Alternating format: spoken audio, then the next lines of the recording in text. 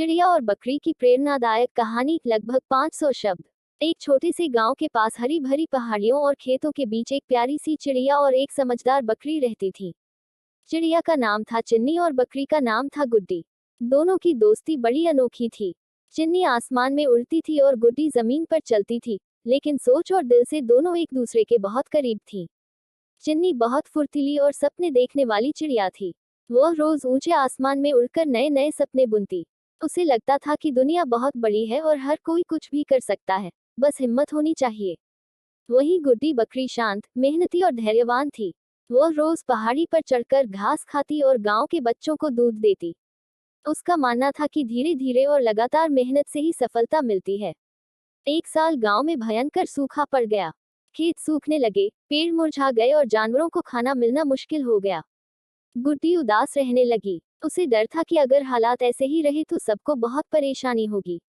चिन्नी ने यह देखा तो बोली, गुड्डी, हिम्मत मत हारो। जब तक सांस है तब तक उम्मीद है। गुड्डी ने धीमी आवाज में कहा, लेकिन मैं कर ही क्या सकती हूँ। मैं उड़ नहीं सकती, दूर नहीं जा सकती। चिन्नी मुस्कुराई और बोली, हर किसी की ताकत अलग होती है। तुम उड़ नहीं सकती, लेकिन तुम सहनशील हो, मजबूत हो। चिन्नी रोज दूर दूर तक उड़कर हरे इलाकों की तलाश करने लगी। कई दिनों की मेहनत के बाद उसे पहाड़ियों के पीछे एक छोटा सा हरा मैदान मिला, जहां अब भी घास और पानी था। वह फौरन वापस आए और गुड्डी को रास्ता दिखाया।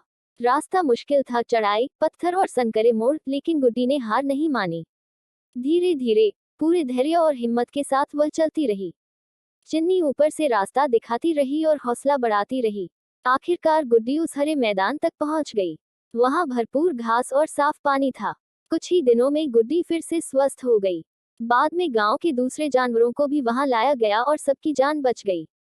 गांव वाले बहुत खुश हुए। उन्होंने कहा, अगर चिड़िया की दूरदृष्टि और बकरी की मेहनत न होती तो हम यह दिन न देख पाते। चिन्नी और गुड्डी ने एक दूसरे की ओर देखा और मुस्कुरा दी।